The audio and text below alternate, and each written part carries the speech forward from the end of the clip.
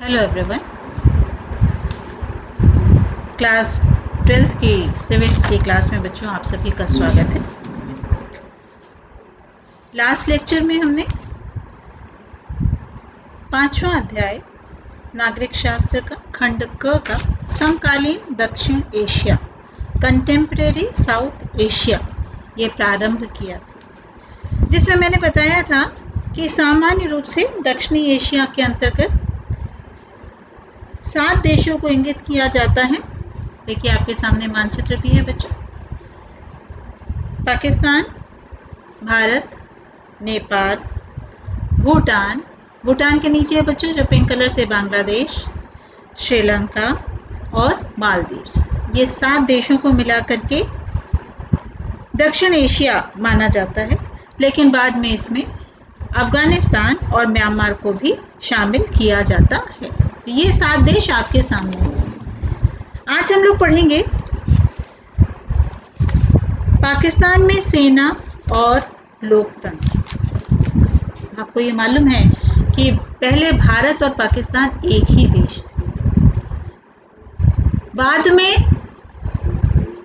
जब हमारा देश स्वतंत्र हुआ तो पाकिस्तान भारत से अलग हो गया। उसके पहले तक पाकिस्तान और भारत एक ही थे। बाद में ये अलग हुआ, बल्कि बांग्लादेश भी पहले भारत का ही हिस्सा था। बाद में जब विभाजन हुआ भारत और पाकिस्तान का, तो बांग्लादेश पाकिस्तान में चला गया, बल्कि पूर्वी पाकिस्तान कहलाने लगा। और वो 1971 में पाकिस्तान से अलग होकर के बांग्लादेश के नाम से बना। पहले बंगाल का विभाजन हुआ 1905 में। बंगाल के विभाजन में पूर्वी बंगाल और पश्चिमी बंगाल अलग हो गए। तो जो बंगाल था वो बांग्लादेश, उस समय तो पूर्वी पाकिस्तान बना था, और बाद में आकर के ये एक अलग देश हो गया। तो 14 अगस्त 1947 को भारत का विभाजन करके पाकिस्तान की स्थापना हुई। आपके मन में प्रश्न आ रहा होगा कि भारत तो 15 अगस्त को बना, लेकिन चूंकि जब भारत को आज़ाद किया गया तो भारत और पाकिस्तान मध्य रात्रि में हस्ताक्षर हो रहे थे।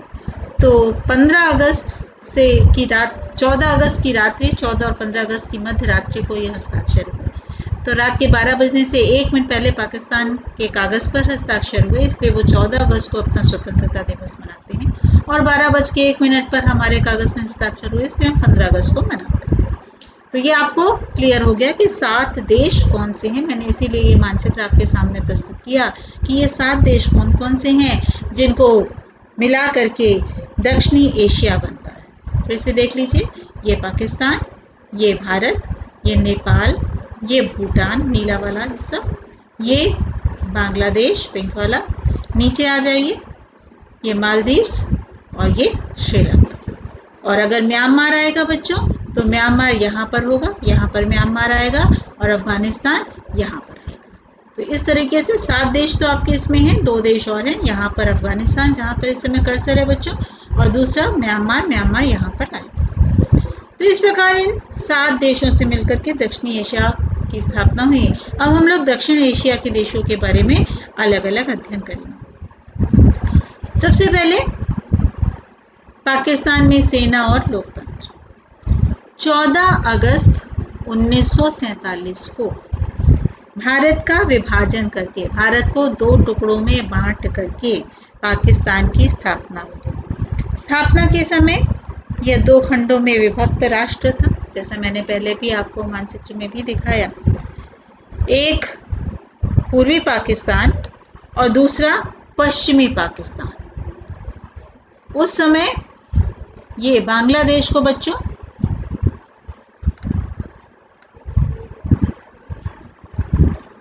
ये देखिए, ये बांग्लादेश, इसको पूर्वी पाकिस्तान कहा जाता था क्योंकि ये पूरब में है, और ये पाकिस्तान जो ग्रीन से है इसको पश्चिमी पाकिस्तान कहा जाता था। उस समय ये 1800 किलोमीटर की दूरी पर दोनों देश स्थित हैं। यहीं से पाकिस्तान से इस पूर्वी पाकिस्तान का पूरा गवर्न किया जाता था, पूर्वी पाकिस्तान को पूरा अपने कंट्रोल में रखा जाता था। लेकिन इतनी दूर से कंट्रोल करना बच्चों संभव नहीं था। इसी समस्या के कारण, हालांकि दोनों देशों की पॉपुलेशन जो थी, जनसंख्या जो थी, मुस्लिम प्रधान थी, लेकिन बाद में यह संभव नहीं हो पाया और 1971 में बांग्लादेश पाकिस्तान से अलग हो गया। तो चलिए फिर से 14 अगस्त 1947 को भारत का विभाजन करके पाकिस्तान की स्थापना हुई। पाकिस्तान की स्थापना के समय पाकिस्तान 2 खंडों में विभाजित राष्ट्र था। इसके एक भाग को पूर्वी पाकिस्तान और दूसरे भाग को पश्चिमी पाकिस्तान कहा गया। दोनों के बीच लगभग 1800 किलोमीटर का फासला था और दोनों के बीच में कौन सा देश था? भारत देश था, भारत राष्ट्र था। अभी मैंने दिखाया जो बांग्लादेश है वो पूर्वी पाकिस्तान था और दूसरी तरफ पाकिस्तान था या पश्चिमी पाकिस्तान था और दोनों के बीच में 1800 किलोमीटर हिस्से में भारत स्थित था। दोनों खंडों के अधिकांश निवासी मुस्लिम थे। इसके अलावा दोनों खंडों में भाषा, आचार विचार, संस्कृति, परंपरा और आर्थिक स्थिति में भारी अंतर था। पाकिस्तान की राजनीतिक व्यवस्था, मुस्लिम लीग, आपको मालूम है कि जब आज़ादी का आंदोलन, भारत चूंकि उस समय एक ही था भारत और पाकिस्तान, तो जब आज़ादी का आंदोलन हो रहा था तो 2 पार्टियां पूरे आज़ादी में बहुत प्रमुख रहीं। पहली पार्टी थी कांग्रेस, जिसको 1885 में A.O. ह्यूम नामक एक अंग्रेज उदारवादी अंग्रेज ने स्थापित किया था 1885 में। और दूसरी पार्टी उभर करके जो सामने आई थी वो थी मुस्लिम लीग। कांग्रेस में जो प्रमुख नेता थे वो पंडित जवाहरलाल नेहरू, महात्मा गांधी, गोपाल कृष्ण गोखले, लोकमान्य तिलक, बाल गंगाधर तिलक, सरदार वल्लभ भाई पटेल, ये सब प्रमुख व्यक्ति। और दूसरी तरफ या कह लीजिए कांग्रेस का नेतृत्व गांधी जी और नेहरू जी के हाथों में था और दूसरी तरफ आपकी मुस्लिम लीग का नेतृत्व मोहम्मद अली जिन्ना कर रहे थे। तो मोहम्मद अली जिन्ना, जिन्होंने मुस्लिम लीग का प्रचार करते हुए अलग देश की मांग की थी, जिन्ना की ही मांग थी कि भारत में से पाकिस्तान अलग हो जाए। तो मोहम्मद अली जिन्ना जिन्होंने ये मांग की थी, उनको पाकिस्तान का प्रथम गवर्नर जनरल बनाया गया। तो मुस्लिम लीग के अध्यक्ष, मुस्लिम लीग एक पार्टी थी जो आज़ादी के समय काफ़ी सक्रिय भूमिका में थी। तो मुस्लिम लीग के अध्यक्ष मोहम्मद अली जिन्ना पाकिस्तान के प्रथम गवर्नर जनरल बने और दूसरे प्रमुख व्यक्ति थे लियाकत अली खान, और लियाकत अली खान ने प्रधानमंत्री का पद संभाला। लेकिन सन 1948 में जिन्ना की मृत्यु हो गई और पाकिस्तान की बागडोर पूरी तरीके से लियाकत अली खान के हाथों में आ गई। लियाकत अली खान के सामने कश्मीर नहरी पानी यानी नहर के द्वारा जो पानी दिया जाता है, आर्थिक स्थितियों को मजबूत करना, क्योंकि देश आज़ादी के समय देश पूरी तरीके से चाहे भारत हो चाहे पाकिस्तान हो टूट चुका था। शरणार्थियों की समस्या दोनों देश में थी। जो मुस्लिम थे वो भारत से पाकिस्तान चले गए और जो हिंदू थे वो पाकिस्तान से भारत में आ गए। तो दोनों देशों में शरणार्थियों की समस्या थी, लेकिन वे इन समस्याओं का समाधान नहीं कर सके और देश में दिनों दिन असंतोष बढ़ता गया। अक्टूबर 1951 में लियाकत अली खान की हत्या कर दी गई। अक्टूबर 1951 में लियाकत अली खान की हत्या कर दी गई। इस घटना के बाद ख्वाजा निजामुद्दीन को प्रधानमंत्री और गुलाम अहमद को गवर्नर जनरल के पद पर नियुक्त किया। अब समय आता है पाकिस्तान में सैनिक तानाशाही। सैनिक तानाशाही क्या होता है बच्चों?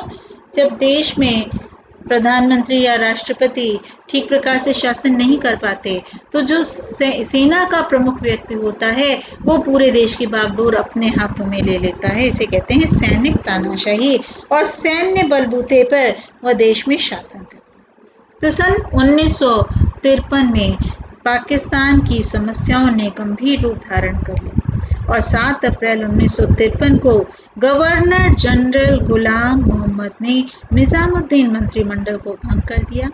अमेरिकी प्रभाव से अब मोहम्मद अली को प्रधानमंत्री बनाया गया। इस समय अमेरिका ने बड़े पैमाने पर पाकिस्तान को आर्थिक और सैनिक सहायता दी।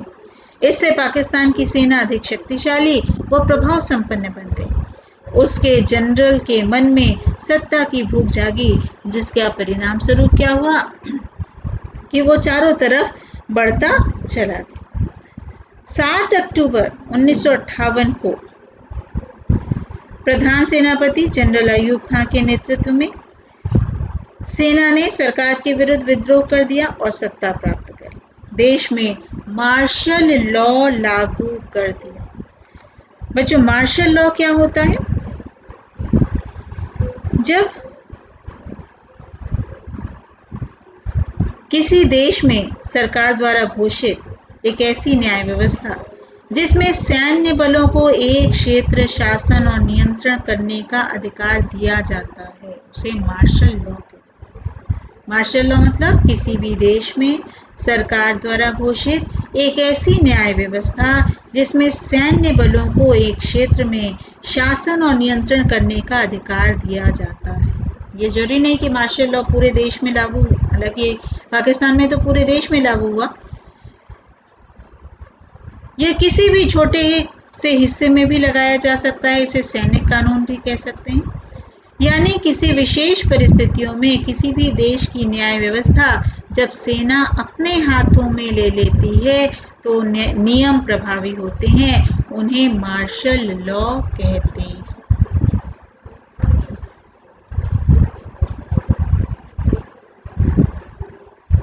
कभी कभी इस लॉ को युद्ध के समय या फिर किसी क्षेत्र को जीतने के बाद उस क्षेत्र में लगा दिया जाता है।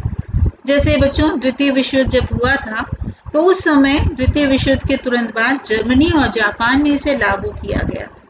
तब वहां पर जर्मनी और जापान में मार्शल लॉ लागू किया था। अब तक पाकिस्तान में भी 4 बार मार्शल लॉ लगाया जा चुका है।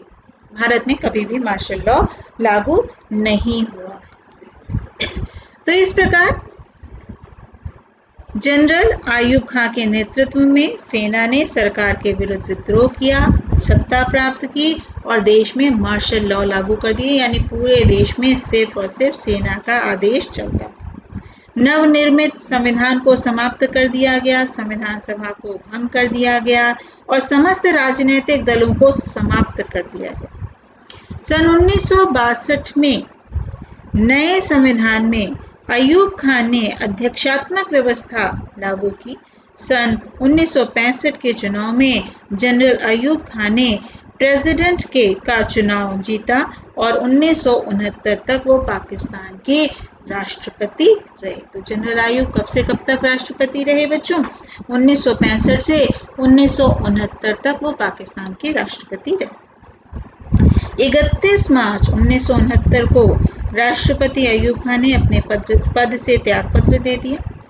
उनकी जगह पर याहिया खान पाकिस्तान के राष्ट्रपति बने, क्योंकि अयूब खान के विरुद्ध पूर्वी पाकिस्तान में भयंकर जन आंदोलन हो रहा था, जिसका उद्देश्य पाकिस्तान में जनतांत्रिक प्रजातांत्रिक शासन स्थापित करना।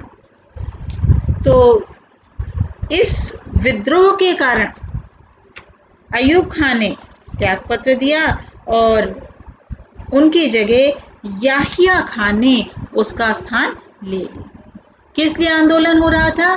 पूर्वी पाकिस्तानी यानी जो अब बांग्लादेश है वो क्षेत्र चाह रहा था कि पूरे देश में लोकतंत्र या प्रजातंत्र की स्थापना।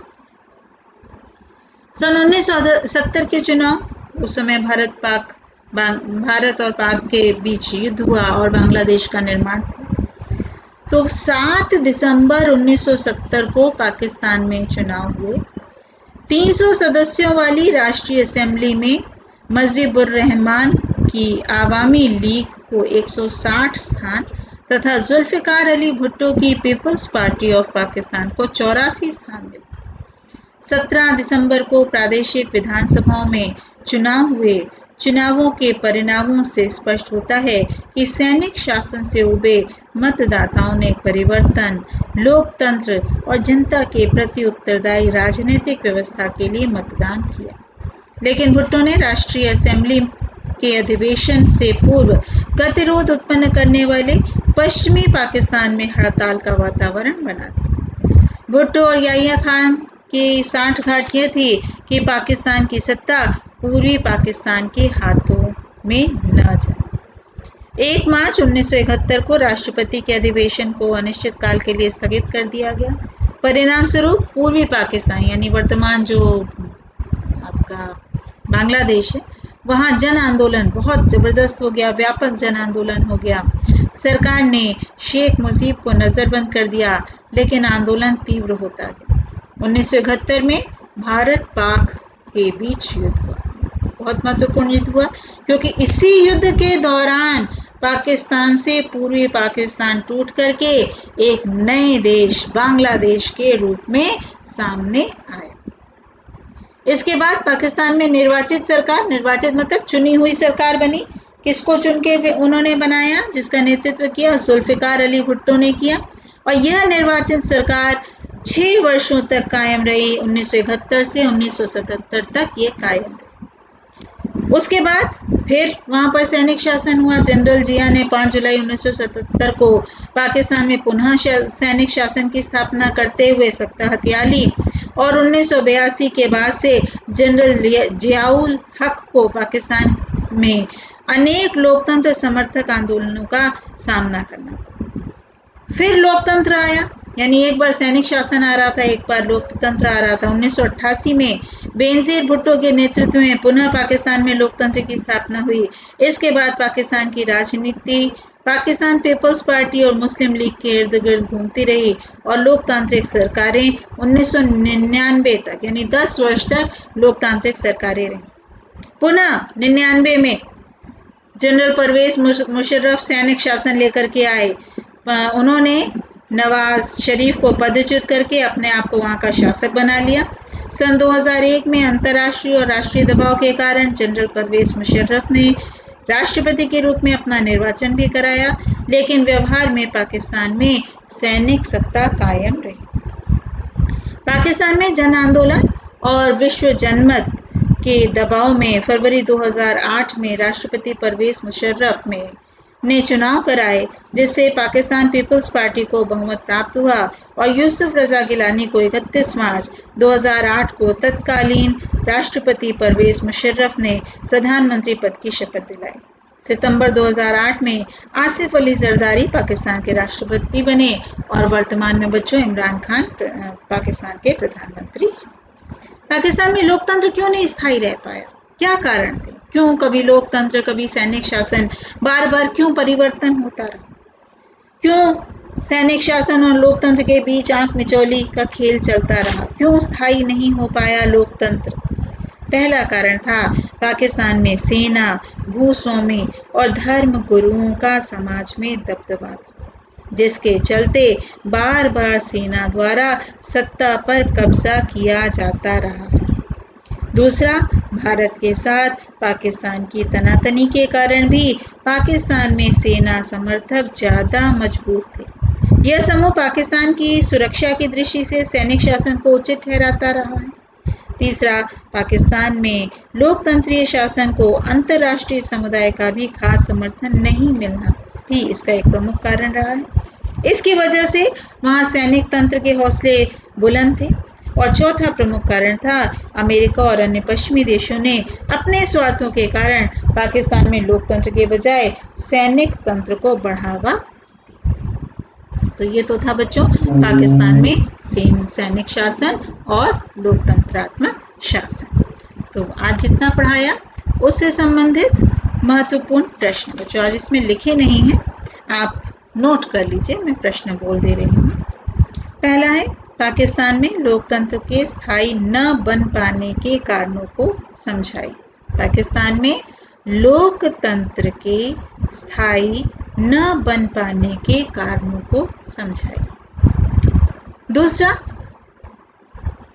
भारत और पाकिस्तान के मध्य हुए सन 1971 के युद्ध के बाद किस देश का उदय हुआ? किस देश का हुआ था बच्चों? बांग्लादेश का।